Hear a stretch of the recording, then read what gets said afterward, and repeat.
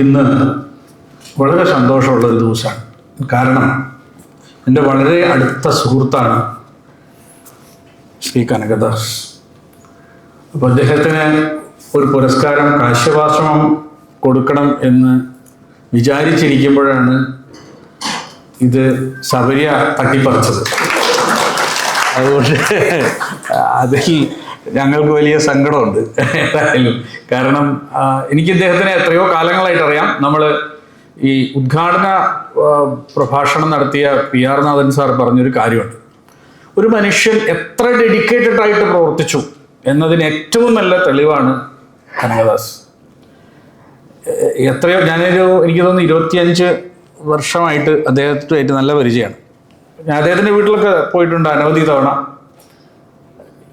ഒരൊറ്റ കാര്യത്തിന് വേണ്ടി അദ്ദേഹം നടത്തിയ ഒരു ഡെഡിക്കേഷൻ, ആ ഡെഡിക്കേഷൻ സമൂഹം കാണുന്നില്ല എന്നതിന് അദ്ദേഹം പറഞ്ഞൊരു PR നാഥൻ സാറ് പറഞ്ഞൊരു ഉദാഹരണം, 150 പേജ് എഴുതിയത് 500 പേജിനേക്കാൾ ചെറുതായതുകൊണ്ട് അച്ചടിക്കുകയും അതിന് പുരസ്കാരം കിട്ടുകയും ചെയ്യുന്ന നമ്മുടെ നാട്ടിൽ ഒരു വലിയ ശരിക്കും ഭാഗ്യം വലിയൊരു കളി കളിക്കുന്നു എന്ന് തോന്നും.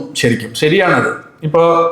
ഇപ്പൊക്കെ അങ്ങനെയും ഉണ്ട്. എഴുതാത്ത പുസ്തകങ്ങൾക്ക് പുരസ്കാരം കൊടുക്കുന്ന ഒരു പദ്ധതി കൂടി ഇപ്പോൾ വന്നിട്ടുണ്ട്. അതായത് സ്ക്രിപ്റ്റ് മാത്രം പ്രസിദ്ധീകരിക്കാൻ കഴിയുന്നില്ല എന്നതുകൊണ്ട്. കാരണം വളരെ ലളിതമാണ്. പുസ്തകങ്ങൾ വായിക്കുന്നവരുടെ എണ്ണം വളരെ കുറഞ്ഞു വരുന്നു എന്നുള്ളതാണ് ഏറ്റവും സങ്കടകരമായ ഒരു സത്യം. ഇപ്പോൾ പ്രധാനപ്പെട്ട പ്രസാധകർ പോലും 500 കോപ്പിയിൽ താഴെ പുസ്തകങ്ങൾ അടിക്കുകയും പ്രിന്റ് ഓൺ ഡിമാൻഡ് ആവുകയും ചെയ്യുന്ന കാലത്താണ് നമ്മൾ പുസ്തക വായനയെക്കുറിച്ച് പറയുന്നത്. ഇപ്പം പുസ്തക വായനയെക്കുറിച്ച് പറയുമ്പോൾ തന്നെ ആളുകൾ, എന്നാൽ നമ്മൾ പറയും ഇതിപ്പോൾ ലോകത്ത് മുഴുവനും ഇങ്ങനെയാണോ, ഇൻസ്റ്റാഗ്രാം വന്നിട്ടില്ലേ, പക്ഷെ വിദേശത്ത് അങ്ങനെയല്ല എന്നാണ് നമ്മൾ കാണുന്നത്. നല്ല രീതിയിൽ വായിക്കുന്നവരും നന്നായിട്ട് വളരെ ഗൗരവപൂർവ്വം പഠനങ്ങൾ നടത്തുകയും ചെയ്യുന്നവരുടെ എണ്ണം വളരെ വിപുലമാണ്. പല ആളുകളും വളരെ സീരിയസ് ആയിട്ട് തന്നെ പുസ്തകങ്ങളെ കാണുകയും പഠിക്കുകയും പുസ്തകങ്ങൾ വ്യാപകമായി ആളുകൾ വായിക്കുകയും ചെയ്യുന്ന ഒരു കാലത്താണ് നമ്മൾ ജീവിക്കുന്നത് കൂടി നമ്മൾ മറക്കരുത്. കേരളത്തിലെ സംബന്ധിച്ചിടത്തോളം എല്ലാത്തിലും സെലക്റ്റീവ് ആകുന്നത് പോലെ വായനയിലും വളരെ സെലക്റ്റീവാണ് ആളുകൾ. എന്ന് പറഞ്ഞാൽ ആദ്യമേ ഒരു പുസ്തകത്തെക്കുറിച്ചോ ഒരു സാഹിത്യത്തെക്കുറിച്ചോ മനസ്സിലാക്കുന്നതിനേക്കാൾ സാഹിത്യത്തിന് അകത്തെ രാഷ്ട്രീയത്തെക്കുറിച്ചോ അല്ലെങ്കിൽ പുസ്തകത്തിന് അയാളുടെ വ്യക്തിപരമായി അയാൾ എങ്ങനെയാണ് എന്നതിനെക്കുറിച്ചോ വിലയിരുത്തിയ ശേഷമാണ് ഒരു സാഹിത്യത്തെക്കുറിച്ച് ആളുകൾ മനസ്സിലാക്കുന്നത്. അങ്ങനെയാണ് ആളുകൾ ചിന്തിക്കാൻ തുടങ്ങുന്നത്. പുസ്തകം വായിച്ചിട്ടോ, ആ പുസ്തകം വായിച്ചിട്ടുണ്ടോ എന്ന് ചോദിച്ചാൽ വായിച്ചിട്ടില്ല. അപ്പം സ്കൂട്ടർ എന്ന് പറഞ്ഞ സീരീസ്, അന്ന് സീരിയൽ എന്നാണ് അന്ന് പറഞ്ഞിരുന്നത്. സീരീസ് ഞാൻ ദൂരദർശനിൽ കണ്ട ആളാണ്. ഏണാങ്ക ശേഖരനെ എനിക്ക് നല്ല ഓർമ്മയുണ്ട്. അപ്പോൾ അത് നമ്മളെ മനസ്സിൽ ഓർക്കുന്നത് എങ്ങനെയാണെന്ന് വെച്ചാൽ അതിൻ്റെ ഒരു അവതരണം കൊണ്ടാണ്. അപ്പോൾ അങ്ങനെ നമ്മളെ പല കവിതകളായാലും ശരി, കഥകളായാലും ശരി, ഞാൻ പലപ്പോഴും എൻ്റെ മക്കളോട് പറയാറുണ്ട്, മലയാള ഭാഷ പഠിക്കാതിരിക്കുന്നത് പോലെ ഒരു അബദ്ധം ലോകത്ത് വേറെ വരാനില്ല.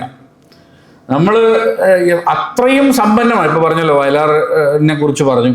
വയലാറിൻ്റെ കവിതകളായാലും ശരി, ഗാനങ്ങളായാലും ശരി, അതുപോലെ PK ഗോപി സാറിൻ്റെ കവിതകൾ, അതെല്ലാം നമ്മൾ വായിക്കുകയും മനസ്സിലാക്കുകയും ചെയ്യുന്നതിനപ്പുറത്ത് എന്തുണ്ട് എന്ന് ചോദിക്കുന്ന ഒരു ചോദ്യം. അപ്പോൾ അത് പലപ്പോഴും ഇപ്പോൾ ഷെർലക് ഹോംസിനെ വായിക്കുന്ന ആൾക്കാർ പോലും, ഇപ്പോൾ ആർതർ കോനൻ ഡോയലിൻ്റെ ഷെർലക് ഹോംസിനെ കുറിച്ച് വായിക്കുന്ന ഒരാൾ എന്തുകൊണ്ടാണ് ഷെർലക് ഹോംസ് വളരെ ലേസിയാണ്, എപ്പോഴും ലേസി ആയിട്ടിരിക്കുന്നതാണ് നമ്മൾ കാണുന്നത്. അദ്ദേഹത്തിന് എപ്പോഴെങ്കിലും ഒരു കേസ് വന്നാലാണ് പുള്ളി പെട്ടെന്ന് ഇറങ്ങി പുറപ്പെടുന്നത്. അതെന്തുകൊണ്ടാണെന്ന് വെച്ചാൽ അദ്ദേഹത്തിൻ്റെ ബുദ്ധിയെ പ്രകോപിപ്പിക്കുന്ന ഒന്നുണ്ടെങ്കിൽ മാത്രമാണ് അദ്ദേഹം ഇതിനിറങ്ങിത്തിരിക്കുന്നത്. അദ്ദേഹത്തിൻ്റെ ബുദ്ധിയെ പ്രകോപിപ്പിക്കുന്ന പരിസരങ്ങൾ നഷ്ടപ്പെട്ടു പോയി എന്നുള്ളതാണ്. അപ്പോൾ ഇതുപോലെ നമ്മളെ നാട്ടിലുള്ള എഴുത്തുകാരുടെ പ്രകോപന ശക്തി നഷ്ടപ്പെട്ടു പോയതല്ല. വളരെ ശക്തമായ രീതിയിൽ ആളുകൾ വായിക്കുകയോ മനസ്സിലാക്കുകയോ ചെയ്യുന്നവരുടെ എണ്ണം. M കൃഷ്ണൻ നായരുടെ കോളം ബാലഫലം കൃത്യമായി കൗമുദിയിലും പിന്നീട് മലയാളം വാരികയിലും വന്ന സമയത്ത് വിമർശിച്ചാലും ശരി, എന്നെക്കുറിച്ച് അദ്ദേഹം ഒന്ന് പരാമർശിച്ചാൽ മതിയായിരുന്നു എന്ന് വിശ്വസിച്ചിരുന്ന എഴുത്തുകാരുണ്ടായിരുന്നു. തെറ്റായിട്ട് അദ്ദേഹം വളരെ രസകരമായിട്ടാണ് ഈ വാരഫലത്തിൽ അദ്ദേഹം ഓരോന്നും എഴുതിക്കൊണ്ടിരുന്നത്. ഇപ്പൊ ഞാൻ പറയുമ്പോൾ ഒരു 40 വയസ്സിന് ശേഷം ഉള്ള ആൾക്കാർക്ക്, 45 വയസ്സുള്ളവർക്ക് ഇത് ഓർമ്മ ഉണ്ടാവുള്ളൂ എത്ര ഇതായിരുന്നു.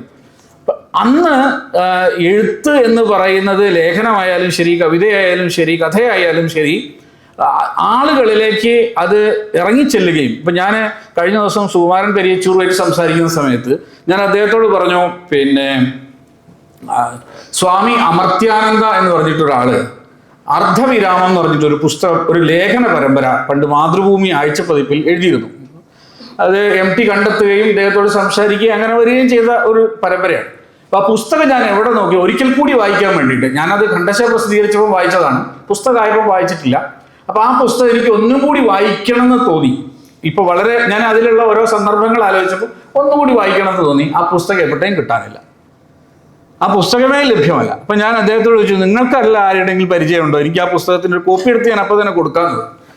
അപ്പോൾ അപ്പൊ നമ്മളിപ്പോ ഈ പറഞ്ഞ പോലെ ആർക്കെങ്കിലും ഒരു പുസ്തകം കൊടുക്കുമ്പോൾ അദ്ദേഹത്തിന്റെ ഈ PR നാഥൻ സാറിന്റെ നിരീക്ഷണം ഉണ്ടല്ലോ, അത് വളരെ രസകരമായ സത്യമാണ്. അത് എഴുതിയ ഒരാൾക്ക് അത് മനസ്സിലാവും. പുസ്തകം ആർക്കും സമ്മാനം കൊടുക്കരുത് എന്ന് പറയുന്നത് വളരെ ശരിയാണ്. കാരണം പുസ്തകം വായിക്കാൻ ഉത്സുകരായവർക്കല്ലേ ഇതിന്റെ പ്രാധാന്യത്തെ കുറിച്ച് മനസ്സിലാവുന്നുള്ളൂ. ഒരാള് പെന്നും കടലാസും എടുത്ത് ആലോചിച്ചാണല്ലോ, വളരെ പ്രയത്നിച്ച് ഈ പറഞ്ഞ പോലെ പിണ്ണാക്കുണ്ടാക്കി ഇട്ടാണല്ലോ അത് ജീവിക്കുന്നത്. അപ്പോൾ അങ്ങനെ എഴുതുക എന്ന് പറയുന്നതിന് പോലും ഇന്ന് ആളെ കിട്ടാനില്ല. വളരെ സബ്സ്റ്റാൻഡേർഡ് സംഗതികൾക്ക് വലിയ മൂല്യം കൽപ്പിക്കപ്പെടുന്നു. അതായത് ഇപ്പം ആളുകൾ പറയും വൃത്തമില്ലാതെ എഴുതുന്നതിനെ കുറിച്ച് പറയുമ്പോൾ, ഈ അടുത്ത കാലം വരെയുള്ള കവികൾ പലരും, അറിയപ്പെടുന്ന കവികൾ, ഈവൻ ഇപ്പൊ നമുക്കറിയാലോ ബാലേന്ദ്രൻ ചുള്ളിക്കാടിനെ പോലുള്ള കവികൾ പോലും വൃത്തത്തിലാണ് എഴുതിയിരുന്നത്. അവർക്ക് വൃത്തമില്ലാതെ ഒരു സംഗതിയൊന്നും അല്ലാതെ.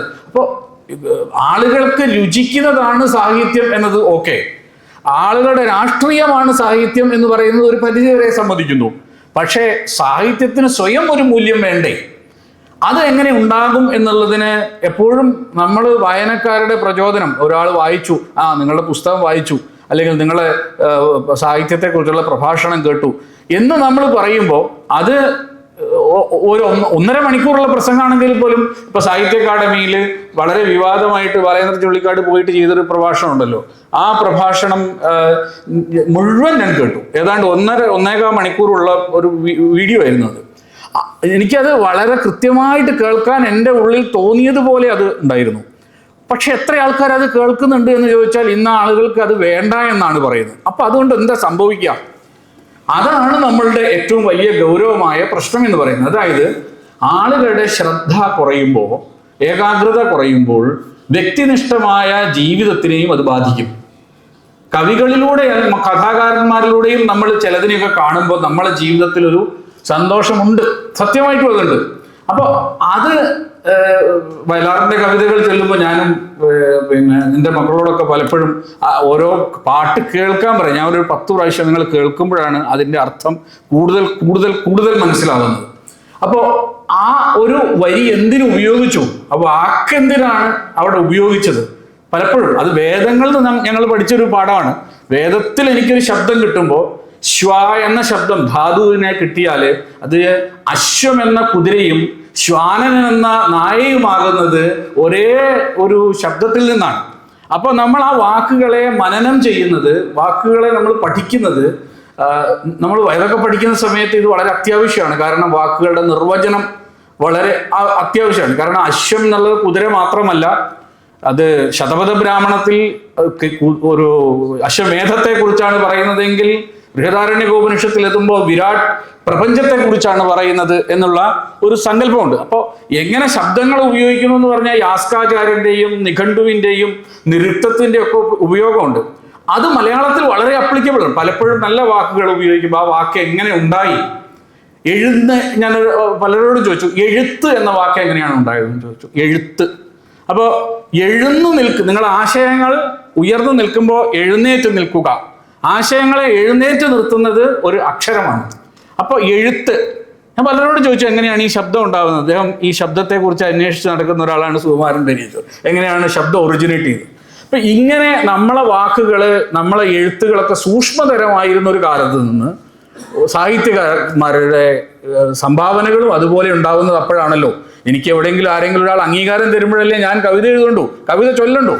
പലപ്പോഴും എനിക്ക് സങ്കടം തോന്നാറുണ്ട്. ഈ പറഞ്ഞ ഈ 3ാം സ്ഥാനം കിട്ടി എന്ന് പറഞ്ഞ കവിതയുടെ കാര്യമൊക്കെ പറഞ്ഞല്ലോ, 100% അനുഭവത്തിലുള്ള കാര്യങ്ങളാണ് എനിക്കത് ആ പറഞ്ഞ വാക്ക്. അതായത് 1ാം സ്ഥാനം കിട്ടിയ ഞാനിപ്പോൾ 1ാം സ്ഥാനത്തെത്തി, താനെങ്ങനെ ഇങ്ങനെ ആയിപ്പോയി എന്ന് ചോദിക്കുമ്പോൾ പലപ്പോഴും പരിസര പ്രദേശങ്ങൾ നമ്മളെ, ഇംഗ്ലീഷിൽ പറഞ്ഞാൽ ഇക്കോസിസ്റ്റം, നമുക്ക് വലിയൊരു എൻകറേജ്മെന്റ് ഉണ്ടാവണം. അപ്പൊ ആ സാഹചര്യത്തിലാണ് വിവേകാനന്ദ പുരസ്കാരം. എന്തുകൊണ്ടും യോഗ്യനായ ആളാണ് കനകദാസ്. ഞാൻ എൻ്റെ ഹൃദയം തൊട്ട്, അനുഗ്രഹ ഭാഷണത്തിൽ അനുഗ്രഹിക്കുകയാണ് വേണ്ടത്, അപ്പോൾ ഹൃദയം തൊട്ട് അനുഗ്രഹിക്കുകയും അഭിനന്ദിക്കുകയും ചെയ്യുന്നു. അഭിനന്ദിക്കുകയാണ്. കാരണം എന്താണെന്ന് വെച്ചാൽ വിവേകാനന്ദനെ സ്വാമികളെ പോലെ സ്വാമിജിയുടെ ജീവിതത്തിൽ എല്ലാവരും, ഞാൻ സ്വാമി വിവേകാനന്ദന്റെ കംപ്ലീറ്റ് വർക്ക്സ് ഒരു 7 പ്രാവശ്യമെങ്കിലും വായിച്ചിട്ടുണ്ട്. പലതവണയായിട്ടും 7 തവണ ഞാൻ വായിച്ചിട്ടുണ്ട്. ഇപ്പോഴും എനിക്ക് വായിക്കണമെന്ന് തോന്നുന്ന പുസ്തകം. പക്ഷെ എനിക്ക് വിവേകാനന്ദനെ കുറിച്ച് ഏറ്റവും ഇഷ്ടപ്പെട്ട ഒരു പുസ്തകം വിവേകാനന്ദനെ കുറിച്ച് ശങ്കർ എന്ന് പറഞ്ഞ ആൾ എഴുതിയൊരു പുസ്തകമാണ്, മാൻ ആസ് മങ്ക് എന്ന് പറഞ്ഞിട്ട്. മനോഹരമായ ഒരു പുസ്തകമാണത്. അതിൽ അദ്ദേഹത്തിന്റെ വ്യക്തി ജീവിതത്തെ കുറിച്ചാണ്. അദ്ദേഹത്തിന് 39ാമത്തെ വയസ്സിൽ അദ്ദേഹം മരിക്കുമ്പോൾ 40 രോഗങ്ങൾ ഉണ്ടായിരുന്നു അദ്ദേഹത്തിന്. 40 രോഗം ഉണ്ടായപ്പോഴാണ് അദ്ദേഹം ഈ ആർജവത്തോടുകൂടി രാമകൃഷ്ണ മിഷൻ സ്ഥാപിക്കാൻ വേണ്ടി ഇറങ്ങി പുറപ്പെടുന്നു. അദ്ദേഹത്തിന്റെ കിഡ്നി ഫെയിലിയറാണ്. അദ്ദേഹത്തിന്റെ ആ മനോഹരമായ വലിയ കണ്ണുകളില്ലേ, നമ്മൾ പറയുക പങ്കജാക്ഷൻ, അദ്ദേഹത്തിന്റെ കണ്ണുകൾ പങ്കജം പോലെയാണ്. അപ്പോൾ അങ്ങനെയുള്ള സ്വാമിജി അദ്ദേഹം മരിക്കുന്നതിന്റെ തലേ ദിവസമാണ് അദ്ദേഹത്തിന്റെ സ്വത്തിന്റെ മുകളിലുള്ള തർക്കങ്ങൾ പരിഹരിച്ചത്, അമ്മയുടെ സ്വത്തുമായി ബന്ധപ്പെട്ട്. അങ്ങനെയാണ് സ്വന്തം വീട് അദ്ദേഹത്തിന് തിരിച്ചു കിട്ടുന്നത്. അതെല്ലാം പറയുമ്പോൾ ആ ഒരു ഭാഗം ഉണ്ടല്ലോ, അദ്ദേഹത്തിന്റെ മനുഷ്യൻ എന്ന് പറയുന്ന ഒരു ഭാഗം, ആ മനുഷ്യത്വം എന്ന് പറയുന്ന ഒരു ഭാഗത്ത് സ്വാമിജി എന്ത് ചെയ്തു, അവിടെ നിന്നുകൊണ്ടാണ് ഈ ഭാഗത്ത് രാഷ്ട്രത്തിന് വേണ്ടി നവോത്ഥാന നായകനായിട്ട് വിവേകാനന്ദൻ വരുന്നത്. ഇവിടെ വിവേകാനന്ദൻ നമുക്ക് നൽകുന്ന ഒരു സന്ദേശം എന്തായിരിക്കും? അപ്പോൾ ഈ പുസ്തകം ഞാൻ പലതവണ ഞാൻ ആ പുസ്തകം വായിച്ചിട്ട് ശരിക്ക് അദ്ദേഹത്തിന് ഇവിടുന്ന് വിദേശത്ത് പോകുന്നതിനെ കുറിച്ച് നമുക്കറിയാം. ഈ കടലിൽ നീന്തി കിടക്കുന്ന സമയത്ത് ബോട്ടിന് പൈസ ഇല്ലാത്തത്, ശാരദാമ്മയെ പോയി കാണാൻ പോകുന്നത്, എല്ലാം നമുക്കറിയാവുന്ന കഥകളാണ്. പക്ഷേ അദ്ദേഹത്തിന്റെ ഓരോ മനുഷ്യ മുഖങ്ങൾ, അദ്ദേഹത്തിന്റെ ഏറ്റവും പ്രധാനപ്പെട്ട, അദ്ദേഹം പ്രസംഗം മുഴുവൻ എഴുതിയിരുന്ന ഗുഡ്വിൽ എന്ന് പറയുന്ന അദ്ദേഹത്തിന്റെ ഒരു സ്റ്റെനോഗ്രാഫർ ഉണ്ടായിരുന്നു. അദ്ദേഹത്തിന്റെ പ്രസംഗം മുഴുവൻ അദ്ദേഹമാണ് എഴുതിയെടുത്തത്. അദ്ദേഹം മരിച്ചപ്പോൾ അദ്ദേഹം കരഞ്ഞു. അത് അദ്ദേഹത്തിന്റെ കവിതകൾ, വിവേകാനന്ദന്റെ കവിത നമ്മൾ വായിക്കുമ്പോഴാണ് നമുക്കത് മനസ്സിലായത്. വിവേകാനന്ദൻ എത്ര വലിയ ഹൃദയമുള്ള ഒരാളാണ്. ആ വിവേകാനന്ദന്റെ കാഴ്ചപ്പാടുകളെ ലോകസമക്ഷം അവതരിപ്പിക്കുന്ന ഒരു എത്രയോ കലാരൂപങ്ങളെ സൃഷ്ടിക്കുന്ന ഒരാളാണ് കനകദാസ്. അപ്പൊ അങ്ങനെയുള്ള ഇങ്ങനെ ഒരു അവാർഡ് അദ്ദേഹത്തിന് കിട്ടുമ്പോൾ അത് അത്രയും പ്രയത്നിച്ചിട്ടാണ്. പ്രയത്നം ആരും കാണാതെ പോകുന്നു എന്നുള്ള സുകുമാരൻ പെരിയച്ചൂരും അതെ കേട്ടോ, ഇദ്ദേഹവും അതെ, വളരെയേറെ കഷ്ടപ്പെട്ട് എത്രയോ സംഗതികൾ ചെയ്തിട്ടുണ്ട്. ഇദ്ദേഹത്തിന്റെ കഥ അരവിന്ദൻ സിനിമയാക്കാൻ പുറപ്പെട്ടിരുന്നു എന്നാണ് എൻ്റെ അറിവ്. അപ്പൊ അത്രയുമുള്ള ഒരു പ്രവർത്തനം അദ്ദേഹവും ചെയ്തിട്ടുണ്ട്. നമ്മൾ പലരുടെ ആൾക്കാരും സത്യം പറഞ്ഞാൽ നമ്മൾക്ക് എല്ലാവർക്കും ഇവരെയൊക്കെ കണ്ടെത്താനും അംഗീകരിക്കാനും ഒക്കെ പറ്റും. അതിനൊക്കെയുള്ള എത്രയോ സാഹചര്യങ്ങൾ നമുക്ക് ചുറ്റുമുണ്ട്.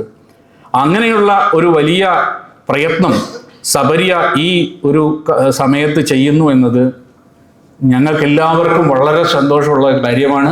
ഇനി ഇത് തുടരണം, വീണ്ടും തുടരണമെന്ന് ഞങ്ങൾക്കൊക്കെ പറയാനേ പറ്റുള്ളൂ. കാരണം എന്താ വെച്ചാൽ ഇതിനെ ഒരുപാട് അദ്ദേഹം പറഞ്ഞ പോലെ സ്വാഗതം പറയാനും നന്ദി പറയാനും അധ്യക്ഷനാവാനും ആളെ കൂട്ടിക്കൊണ്ടുവരാനും പ്രിന്റ് എടുക്കാനും എല്ലാം ഒരു ഒറ്റയാൾ പോരാട്ടങ്ങളാണ് സാംസ്കാരിക പദ്ധതി എന്ന് പറഞ്ഞത്. ഇത് കാശ്യപാശ്രമം പ്രവർത്തിക്കുമ്പോഴും അങ്ങനെയൊക്കെ തന്നെയാണ്. അപ്പോൾ പക്ഷേ പോകെ നമ്മൾ 1-2 അവാർഡുകളൊക്കെ കിട്ടി വരുമ്പോഴേക്കും അത് പതുക്കെ ആളുകൾ ഇത് തിരിച്ചറിയാൻ തുടങ്ങും. ആളുകൾ നമ്മൾ മനസ്സിലാക്കും, നമ്മുടെ പ്രവർത്തനങ്ങളെ ഉൾക്കൊള്ളും എന്നാണ് ഇപ്പോൾ നമ്മൾ മനസ്സിലാക്കുക. ഒരാൾ എൻ്റെ അടുത്ത് ഈ അടുത്ത ദിവസം എനിക്കൊരു മെസ്സേജ് ഇട്ടു, ഇന്നെന്ന പുസ്തകങ്ങളൊക്കെ ഞാൻ എഴുതിയത് നിങ്ങൾ കണ്ടിട്ടുണ്ടോ?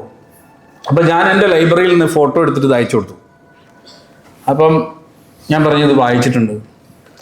ആ വായിച്ചിട്ടുണ്ട് എന്ന് പറഞ്ഞപ്പോൾ അദ്ദേഹം എനിക്കിട്ട മറുപടി എനിക്ക് ഹൃദയത്തെ തട്ടുന്നതും കൊല്ലുന്നതിന് സമമായിരുന്നു. വായിച്ച് മാത്രം പ്രോത്സാഹിപ്പിച്ചാൽ പോരെ. സത്യം എൻ്റെ കയ്യിൽ ഇപ്പോഴും ഉണ്ട്. ഞാൻ വിവേകിന് കാണിച്ചു കൊടുത്തത്. പുള്ളി ഇംഗ്ലീഷിലാണ് എഴുതിയത്, പക്ഷേ മലയാളമാണ് ഇത്. ഇപ്പം ഞാൻ പറഞ്ഞതാണ് ഇതിൻ്റെ മലയാളം. അപ്പോൾ പിന്നെ ഞാനൊരു ക്വസ്റ്റ്യൻ മാർക്ക് ഇട്ട് ഞാൻ എന്താ ചെയ്യേണ്ടത് എന്ന് ചോദിച്ചിട്ട് ഞാൻ പുള്ളിക്ക് ഒരു ഇമോജി ഇട്ട് അയച്ചു കൊടുത്തു. ഇമോജിയാണല്ലോ പുതിയ ലാംഗ്വേജ്.